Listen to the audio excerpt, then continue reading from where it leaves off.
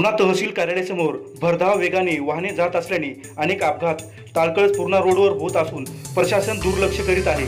तहसील कार्यालय, न्यायालय, ग्रामीण रुग्णालय, पंचायत समितीच्या समोर राज्यमार्ग 61 वर गतिरोधक बसविण्यात यावे याकरिता उपकार्यकारी अभियंता सार्वजनिक बांधकाम विभाग पूर्णा यांना पूर्णा विकास आघाडीच्या वतीने आज दिनांक 9 एप्रिल रोजी निवेदन देण्यात आले।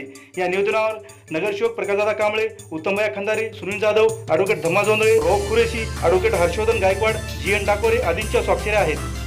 निश्चितच या ताडकळस रोडवर हा जो रोड आहे या इथे रहदारी वाढलेली आहे, कारण या ठिकाणी तहसील कार्यालय, कोर्ट आणि ग्रामीण रुग्णालय देखील इथेच आहे आणि याला लागूनच डॉक्टर बाबासाहेब आंबेडकर नगर येथून येणारा मुख्य रस्ता हाच आहे आणि ताडकळस रोडवरील तिथं काही कुटुंबसुद्धा तिथं राहतात।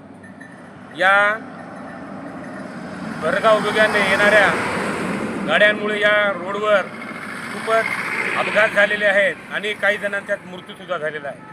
म्हणून आमची या प्रशासनाकडे एवढीच मागणी असेल की यावर गतिरोधक किंवा तत्सम काहीतरी जेणे त्या गाड्याची स्पीड कमी होईल तसेच या ठिकाणी कारवाई करण्यात यावी। या ताडकळस रोडवरील ही रहदारीला आळा बसावा, त्यांची स्पीड थोडी कमी व्हावी यासाठी आम्ही उपविभागीय अधिकारी यांना तसं निवेदन दिलेलं आहे आणि त्यांनी त्वरित त्यावर कारवाई करावी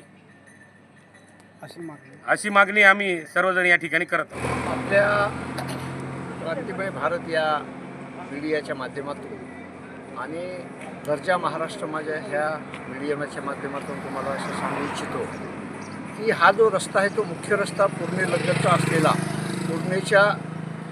पूर्णा शहराच्या जे ते हा दक्षिणेकडून रस्ता आहे आणि हा दक्षिणेकडून रस्ता असणारा पूर्ण वाहतूक ह्या रोडनं जी आहे ते भयानक अशी वाहतूक वाढलेली आहे। परंतु ह्याच्याकडं शासन, प्रशासन, नेते मंडळी याच्याकडे जाणून बुजून हेतुपुरस्सरपणे दुर्लक्ष करतात। ह्या रस्त्यावर जवळपास पाहिलं तर 6 ते 7 कार्यालय आहेत। तहसील कार्यालय आहे, कोर्ट आहे, पंचायत समिती आहे, सार्वजनिक बांधकाम विभागाचं ऑफिस आहे, दवाखाना आहे आणि सर्व ऑफिसेस असतानासुद्धा एकही बोर्ड नाही, एकही सिग्नल नाही किंवा एकही डायव्हर्शन दाखवणारा कुठल्याच प्रकारचं फलक नाही।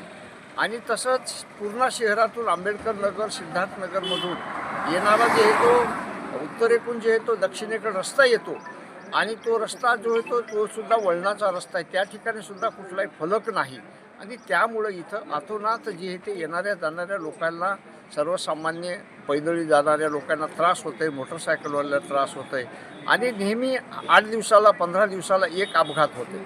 हे अपघात होण्याचं कारण म्हणजे याला गतिरोधक नाही किंवा कुठला थांबा नाही किंवा इथं कार्यालय आहेत आणि तुम्ही जे येते ह्या कार्यालयापासून हळू जा अशा पद्धतीचा कुठलाही सार्वजनिक बांधकाम विभाग यांनी कुठलाही बोर्ड लावला नाही। त्याच्यामुळं ही जी सार्वजनिक बांधकाम विभाग परभणी जिल्हा आहे याला जबाबदार आहे आणि त्याच्यामुळं ह्या हायवेवर ज्या कोणाचं नियंत्रण असेल ते सुद्धा तेवढेच ते प्रशासकीय अधिकारी याला जबाबदार आहेत। त्यांच्या विरुद्ध जे ते आपल्याला जनतेनं पाऊल उचलल्याशिवाय कुठलाही मार्ग नाही। नगरपालिकेतल्या संपूर्ण नगरसेवकांना निवेदन दिलं, वकील संघांनी अनेक वेळा सार्वजनिक बांधकाम विभागाच्या अधिकाऱ्यांना भेटून हा प्रश्न उपस्थित केला, परंतु ते कोणीही त्याला दाद देण्याला तयार नाही।